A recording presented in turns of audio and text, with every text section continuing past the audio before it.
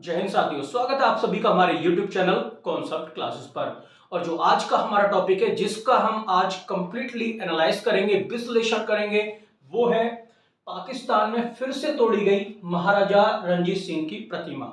महाराजा रणजीत सिंह की प्रतिमा क्यों तोड़ी गई, क्या कारण थे, तोड़ने वाले शख्स कौन है और ये प्रतिमा पाकिस्तान के अंदर कहां पे लगी हुई है, कब लगी और जब से लगी है कितनी बार इस प्रतिमा को अब तक तोड़ा जा चुका है। इस प्रतिमा को तोड़ने के पीछे क्या है मानसिकता, सारी चीजों को एक एक करके एनालाइज करते हैं। तो आप सभी देख रहे हैं ये महाराजा रणजीत सिंह की प्रतिमा है। ये ब्रॉन्ज प्रतिमा है। ये 2019 में लगाई गई थी पाकिस्तान में, उनके लाहौर में किले के बाहर। और ये जो प्रतिमा लगाई गई है 9 फीट ऊंची प्रतिमा है। घोड़े पर महाराजा रणजीत सिंह बैठे हुए हैं और इस प्रतिमा को क्षति पहुंचा रहे, पूर्ण रूप से प्रतिमा बेकार कर दी है इस शख्स ने, यानी ये तोड़ी जा चुकी है। 2019 में महाराजा रणजीत सिंह की 180वीं पुण्यतिथि थी, जिसके मौके पर यह प्रतिमा लाहौर किले के बाहर लगाई गई थी पाकिस्तान के अंदर। अब ये पाकिस्तान के अंदर लगाई गई थी क्योंकि महाराजा रणजीत सिंह का जो किला है वहां के शहर लाहौर में स्थित है। आइए जानते हैं इनके बारे में। अब ये मूर्ति यहां पे देख रहे हैं तो पहले ये मूर्ति पूरी तरह से क्षतिग्रस्त कर दी, उसके बाद इनका जो घोड़ा है उसे भी क्षतिग्रस्त करने की कोशिश की गई, लेकिन फिर इस शख्स के कुछ साथी आए जिन्होंने इसे रोक लिया। तो ये सारी चीजें हेडलाइंस में चल रही हैं, एक एक पॉइंट हेडलाइंस में दिखाए जा रहे हैं। तो इस शख्स की सोच क्या है जिस पर ये आरोप लगाए। ये शख्स टीएलपी पार्टी से जुड़ा हुआ है, यानी पाकिस्तान में एक पार्टी है जिसका नाम है टीएलपी, पूरा नाम है तहरीक ए लब्बैक पाकिस्तान। अब इसके बारे में भी हम लोग जानेंगे विस्तार से। हम बात करते हैं कि इस घटना के बाद भारत में भी इसका बहुत ज्यादा विरोध हुआ और विरोध में इसके काफी सारे प्रदर्शन भी है। प्रदर्शन इतने हुए कि पाकिस्तान का जो उच्च आयुक्त है यहां पर, उसके बाहर भी लोगों ने प्रदर्शन किया और कहा कि महाराजा रणजीत सिंह की इस मूर्ति को, प्रतिमा को दोबारा से स्थापित किया जाए। और इसमें हमारे जो विदेश मंत्रालय या ये कह सकते हैं जो मिनिस्ट्री ऑफ एक्सटर्नल अफेयर्स हैं, यानी माइनॉरिटी के लिए जो हमारी मिनिस्ट्री बनी हुई है, उसने भी इसके बारे में बयान दर्ज कराए और अपना विरोध दर्ज कराया। उन्होंने ये क्लियर कहा है कि पाकिस्तान पिछले दिनों में एक ऐसा माहौल बनाता जा रहा है जिससे कि पाकिस्तान के अंदर रहने वाले अल्पसंख्यकों में क्लाइमेट ऑफ फियर, यानी एक डर का माहौल बन गया है। और पिछले कुछ सालों में ये मामले लगातार बढ़ते जा रहे हैं और पाकिस्तान इन मामलों से छुटकारा नहीं पा रहा है। तो ये सब कहा इन्होंने और ये भी कहा कि इसे रोकने में पाकिस्तान असफल है। और इसी के आगे चलते हुए मैंने अभी आपको बताया कि भारत में भी पाकिस्तानी उच्च आयोग, क्या कह सकते हैं, दूतावास के बाहर भी लोगों ने विरोध प्रदर्शन किया। अब बात करते हैं कि महाराजा रणजीत सिंह थे कौन, उनके बारे में पूरा विश्लेषण, और फिर उसके बाद इस शख्स के बारे में और इस शख्स से जुड़ी हुई पार्टी के बारे में आपके सामने विश्लेषण करेंगे। अगर आप वन बाय वन पॉइंट्स को सुनते चले जाओगे तो इस शख्स की सोच और इस पार्टी की सोच आप सभी को क्लियर हो जाएगी। अल्पसंख्यकों पर क्यों अत्याचार हो रहे हैं ये भी आप सभी को एकदम से क्लियर हो जाएंगे। तो सबसे पहले बात करते हैं महाराजा रणजीत सिंह कौन थे। महाराजा रणजीत सिंह शेर ए पंजाब के नाम से इन्हें जाना जाता था और ये सिख साम्राज्य के पहले संस्थापक थे, या कह सकते हैं फर्स्ट युद्ध राजा थे सिख साम्राज्य के, वो यही थे महाराजा रणजीत सिंह। महाराजा रणजीत सिंह की जो एक आंख है आपको दिख भी रही होगी, बचपन में ही खराब हो गई थी चेचक के कारण, चेचक बीमारी के कारण बचपन में ही इनकी एक आंख खराब हो गई थी।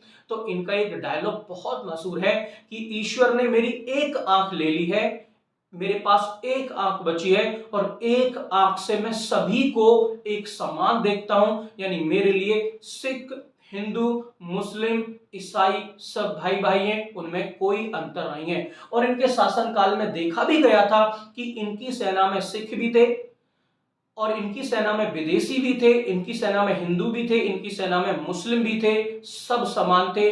किसी पर भी धर्म परिवर्तन करने का कोई भी जबरन इनके समय में काम नहीं था, यानी इनका जो राज्य था वो धर्मनिरपेक्ष राज्य था। और इनके राज्य की बात करें तो भारत से लेकर अफगान तक इनका राज्य फैला हुआ था। एक एक करके इनके बारे में बताते हैं। पहला पॉइंट, महाराजा रणजीत सिंह का जो जन्म हुआ 13 नवंबर 1870 को पंजाब के गुंजारवाला में हुआ। बचपन में चेचक के चलते उनकी बाईं आंख की रोशनी चली गई थी। ये जो पंजाब के गुंजारवाला जो जगह है अब फिलहाल पाकिस्तान में जा चुकी है। वे मार्शल आर्ट और सिख परंपरा के युद्ध कौशल में पारंगत थे, यानी उन्हें मार्शल आर्ट भी आती थी और वे सिख युद्ध कला जो होती है परंपरा के अनुसार उसमें भी वो पारंगत थे। उन्होंने अपने पिता की बराबरी में 10 वर्ष की उम्र में पहला युद्ध लड़ा, यानी उन्होंने पहला युद्ध मात्र 10 वर्ष की उम्र में ही लड़ा था। अपनी आयु में 10 वर्ष की उम्र आप समझ सकते हैं, उस उम्र में पिता के साथ ये लड़ाई के मैदान में उतर गए थे। उन्होंने 17 साल की उम्र में अफगान सम्राट जमान शाह दुर्रानी को अमृतसर की लड़ाई में हराया था, यानी मात्र 17 साल की उम्र में जो अफगान सम्राट थे जमान शाह दुर्रानी को भी उन्होंने हराया और अन्य 2 लड़ाइयों में भी दुर्रानी को इन्होंने मात दी थी। उन्होंने सिख समुदाय को एकजुट किया, यानी जितने भी सिख समुदाय थे उन्हें एकजुट किया, जिसके बाद 12 अप्रैल 1801 को बैसाखी के दिन 20 साल की उम्र में उन्होंने महाराज की उपाधि धारण की। और ये जो महाराज की उपाधि धारण की गई थी इनके किले के बाहर, लाहौर किले के बाहर, या कह सकते हैं लाहौर किले में इन्हें ये उपाधि धारण की गई थी। यानी ये लाहौर से लेकर अफगान तक और हिमाचल तक, हिमाचल के बाद कश्मीर में भी इनका राज हो गया था। यानी इनका इतना प्रशासनिक दिमाग था कि इनसे ना कभी अंग्रेज जीत पाए और ना कोई अन्य राजा जीत पाया। आगे बात करते हैं इनके बारे में। उन्होंने अपनी सेना के प्रशिक्षण के लिए, सोच देखिए महाराजा रणजीत सिंह की, इन्होंने अपनी सेना के प्रशिक्षण के लिए यूरोपीय योद्धा यानी जो यूरोप के ट्रेनर्स थे वो भी बुला लिए कि हमारी आर्मी को, हमारी सेना को आप ट्रेनिंग दीजिए। उनके रहते हुए सिख खालसा आर्मी, यानी इनकी जो आर्मी का नाम था वो सिख खालसा आर्मी था, यानी इनकी आर्मी का नाम खालसा आर्मी था। और कभी भी इनके रहते अंग्रेज पंजाब पर कब्जा नहीं कर पाए। रणजीत सिंह ने अपनी महाराजा की गद्दी पर बैठते समय कभी भी ताज नहीं पहना। देखिए कितने महान व्यक्ति थे, महाराजा की गद्दी पर बैठे लेकिन ताज कभी नहीं पहना, क्योंकि इन्होंने कहा था कि सिख धर्म में सबको बराबर माना जाता है और एक ही व्यक्ति ऊपर है, वो है भगवान यानी ऊपर वाला। क्योंकि सिख धर्म में सभी को बराबर माना जाता है, ये कहते थे और सभी को बराबर लेके चलते थे। इनके जो साम्राज्य था वो धर्मनिरपेक्ष साम्राज्य था और इनकी सेना बहुत ही सशक्त सेना मानी जाती थी। आगे बात करते हैं इनके बारे में। अमृतसर के स्वर्ण मंदिर के गुरुद्वारे में जो स्वर्ण का काम किया गया, गोल्डन टेंपल आप जिसे कहते हैं, स्वर्ण का काम किया गया, इनकी मदद से किया गया था। और उन्होंने तख्त श्री पटना साहिब और तख्त श्री हुजूर साहिब गुरुद्वारे भी बनवाए। कोहिनूर हीरा जो अब ब्रिटेन की महारानी के पास है वह महाराजा रणजीत सिंह के खजाने का हिस्सा हुआ करता था। ध्यान रखिए, कोहिनूर हीरा जो ब्रिटेन की महारानी के पास चला गया है वो वास्तव में महाराजा रणजीत सिंह का कोहिनूर हीरा था।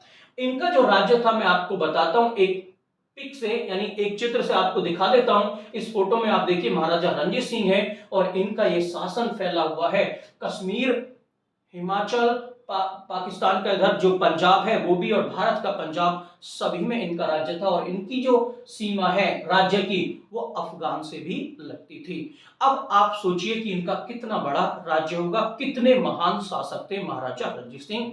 और इनका इतना सम्मान है, चाहे वो हिंदू धर्म कहिए, चाहे वो सिख धर्म कहिए, चाहे देश कहिए, चाहे विदेश कहिए, इनके उपलक्ष्य में, इनके सम्मान में जगह जगह एक आयोजन भी किया जाता है इनकी पुण्यतिथि के दिन पर। और बताते हैं एक किस्सा कोहिनूर हीरे से आपको। कोहिनूर हीरा का एक किस्सा आता है, इनके इतिहास में अगर पढ़ते हैं तो आपको सब कुछ पता लग जाता है। कोहिनूर हीरे का किस्सा ऐसा था कि अपने राज्य में शासन कर रहे थे। अफगान में जो शासक था उनकी जो पत्नी थी उनका नाम था वफा बेगम।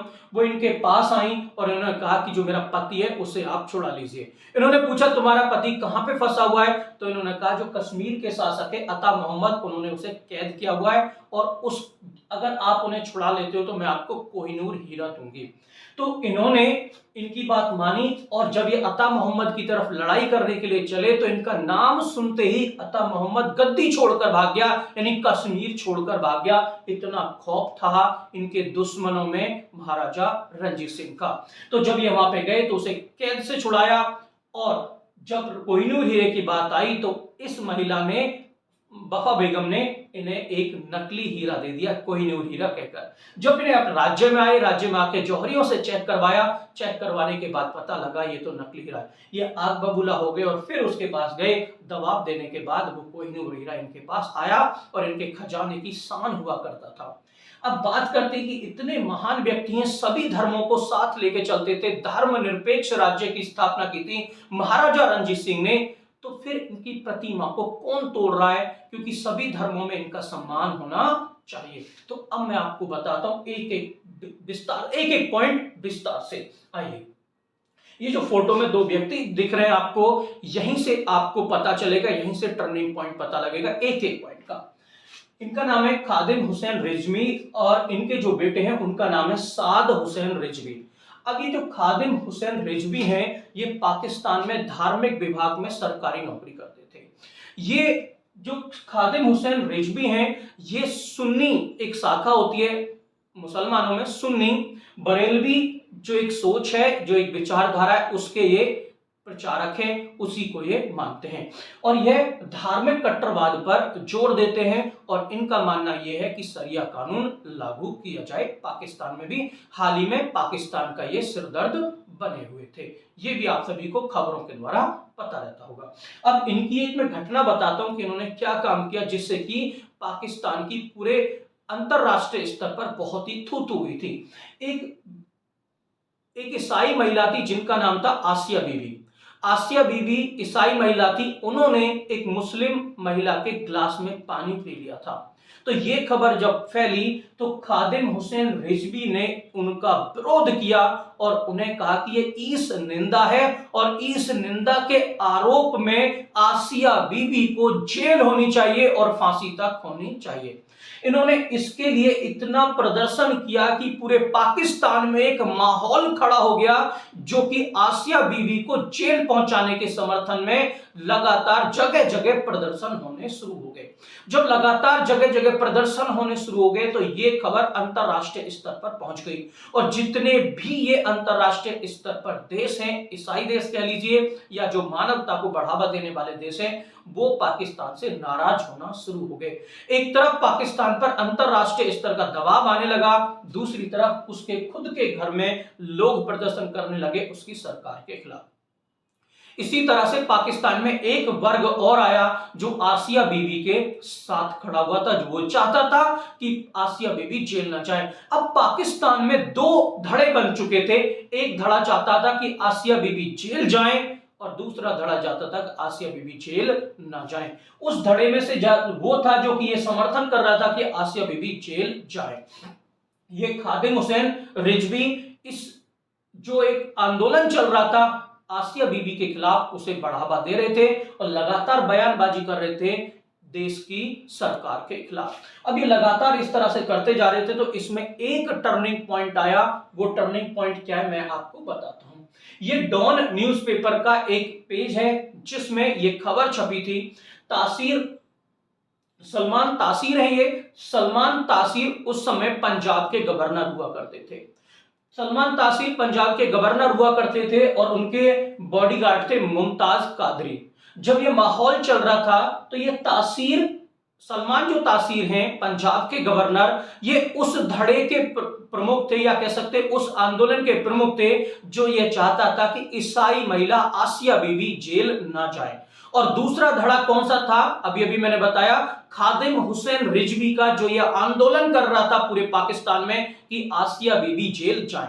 उसी से प्रभावित होकर, धार्मिक चीजों से प्रभावित होकर, धार्मिक कट्टरवाद से प्रभावित होकर मुमताज कादरी ने, जो कि बॉडीगार्ड था किसका? गवर्नर सलमान तासीर का, इस सलमान तासीर को इस मुमताज कादरी नामक गार्ड ने गोली मार दी और गोली मारकर हत्या कर दी क्योंकि तुम धर्म के खिलाफ जा रहे हो। ऐसा इन्होंने बताया अपने बयान में कि मैं खादिम हुसैन जो एक माहौल बना रहे हैं उनसे प्रभावित हूं और ये जो सलमान तासीर हैं ये हमारे धर्म के खिलाफ जा रहे हैं और इन्हें गोली मार दी।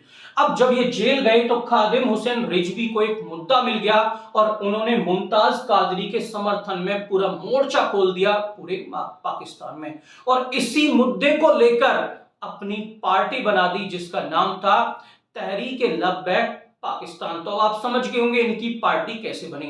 अब आप सोच रहे हैं कि पार्टी के बारे में हम क्यों बता रहे हैं, तो मैं आपको बता दूं, इस पार्टी को आपको याद रखना चाहिए। यह पार्टी हो सकता है भविष्य में पाकिस्तान की सत्ता में भी आ जाए, क्योंकि यह पार्टी बनी और मात्र 2 साल के अंदर इसका वोट परसेंटेज पाकिस्तान चुनाव में इतना बढ़ गया कि सबको इसने हैरान कर दिया। आइए बताता हूं आपको। ये पार्टी जब बनी थी, बनने के बाद इसने ये आंदोलन चलाया और आंदोलन चलाते हुए धार्मिक कट्टरवाद को बढ़ाना शुरू किया। और इसके तहत पाकिस्तान में जब ये चुनाव हुए तो टोटल वोट जितने भी पड़े थे उसका 8% वोट शेयर ये मात्र 2 साल की पार्टी लेके चली गई थी, जिसके द्वारा सभी को चौंका दिया था। यानी इमरान खान जो प्रधानमंत्री बने थे वो इन्हीं की वजह से बने थे, हम ये कह सकते हैं इन्हीं की वजह से बने थे। कारण क्या? नवाज शरीफ और ये दूसरे इमरान खान। नवाज शरीफ इमरान खान को टक्कर दे रहे थे उन चुनावों में, यानी नवाज शरीफ का पलड़ा भारी था। अगर ये टीएलपी ना होती तो टीएलपी ने इतना वोट शेयर ले लिया कि इमरान खान आगे निकल गए। लेकिन ये टीएलपी यहीं रुकने वाली नहीं थी। जब इसे इतनी बड़ी सफलता मिली, 2 सीट इन्होंने निकाल दी मात्र 2 साल के अंदर, तो इन्होंने अपने आंदोलन, अपनी विचारधारा आगे बढ़ानी शुरू कर दी, जिसके तहत वहां के जो अल्पसंख्यक है उन पे अत्याचार या कह सकते आगे और भी काम बढ़ते चले गए। इसी का एक और मुद्दा आता है इनके बेटे साद हुसैन रिजवी का। इनके पिताजी का कांड तो मैंने बता दिया, अब मैं साद हुसैन रिजवी उनके बेटे का भी एक कांड आपको बता देता हूं, जिसके बाद भी पाकिस्तान की बहुत ज्यादा थुथु हुई। तो इनका मैंने मुद्दा बताया आप सभी को, आसिया बीबी का। आसिया बीबी को जेल तो नहीं हुई, क्योंकि अंतरराष्ट्रीय स्तर पर पाकिस्तान की सुप्रीम कोर्ट पर बहुत ज्यादा दबाव हुआ और उसके बाद आसिया बीबी जो ईसाई महिला थी, ईसाई देशों ने उन्हें एयरलिफ्ट कर लिया और वो उसके बाद पाकिस्तान नहीं आई। इनका मुद्दा तो ये था। अब मैं बताता हूं साद हुसैन रिजवी का मुद्दा। आप सभी ने सुना होगा कि पाकिस्तान में जो फ्रांस का राजदूत है उसे बंद करने की मांग उठी थी और यह खबर बहुत ज्यादा चली थी। कारण क्या था? फ्रांस में एक विवादित कार्टून बनाया गया था। उस विवादित कार्टून के बाद सबसे ज्यादा जो विरोध हुआ वो पाकिस्तान में हुआ। अन्य 57 जो कंट्री हैं, OIC इस्लामिक जो ऑर्गेनाइजेशन की 57 कंट्री, उनमें कहीं कोई विरोध प्रदर्शन नहीं, लेकिन सबसे ज्यादा पाकिस्तान में विरोध प्रदर्शन हुआ। और विरोध प्रदर्शन ऐसा हुआ कि आगजनी दंगे फसाद भी वहां पे शुरू हो गए। और उसका जो जनक था इस आंदोलन का, उसका नाम था साद हुसैन रिजवी। ये जो बेटे हैं किसके? खादिम हुसैन रिजवी के। अब आप समझ गए होंगे, पिता ने कांड किया, अब ये दूसरा कांड कौन कर रहे हैं? साद हुसैन रिजवी कर रहे हैं। इन्होंने इतना दबाव डाल दिया पाकिस्तान सरकार पर कि वो कहते थे जो फ्रेंच दूतावास यानी फ्रांस का दूतावास है उसे यहां से बंद करो, सारे राजनयिक संबंध बंद करो और फ्रांस से सारे रिश्ते तोड़ दो।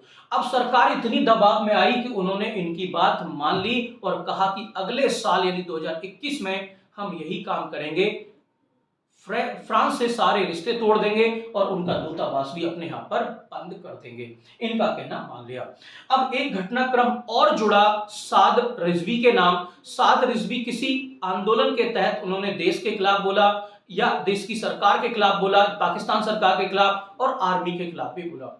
उन्होंने यानी इमरान खान सरकार ने साद हुसैन रिजवी को गिरफ्तार कर लिया और जब साद हुसैन रिजवी गिरफ्तार हुए थे तो पूरा पाकिस्तान जल उठा था और ये अंतरराष्ट्रीय न्यूज सुर्खियों में रही थी कि पूरा पाकिस्तान जला, मात्र 2 साल पहले बनी पार्टी के प्रमुख के कारण। और प्रमुख अब कौन बन चुके थे? साद हुसैन रिजवी बन चुके थे।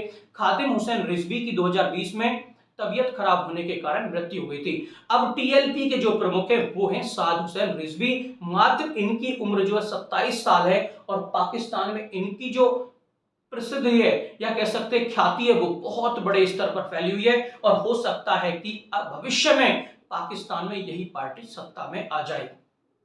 यह पार्टी पूर्ण रूप से समर्थन करती है धार्मिक कट्टरवाद का, सुन्नी विचारधारा का, या ये कह सकते हैं कि शरिया कानून लाना चाहती है ये पार्टी और इसी के तहत ये काम करती है। और इसके तहत ये जो काम करती है, जितने भी माइनॉरिटीज हैं, चाहे वो बुद्ध हो, चाहे वो ईसाई हो, चाहे वो कोई और हो चाहे हिंदू हो, सभी के खिलाफ इनके अत्याचार चलते रहते हैं। आए दिन खबरें आती हैं बौद्ध धर्म के बारे में अत्याचार के लिए, तो हिंदुओं के लिए भी ये खबरें लगातार आती रहती हैं। तो उसी का ये समर्थक है, उसी का कार्यकर्ता है जिसने ये काम किया है, महाराजा रणजीत सिंह की प्रतिमा को तोड़ा है। और यह प्रतिमा 2019 में लगी थी, 2019 से तीसरी बार ये प्रतिमा तोड़ी जा चुकी है। अब आप समझ के होंगे किस सोच के साथ ये काम हो रहा है, यानी किसी अनजान व्यक्ति की, पागल व्यक्ति की हरकत नहीं है, ये एक सोची समझी विचारधारा को आगे बढ़ाया जा रहा है।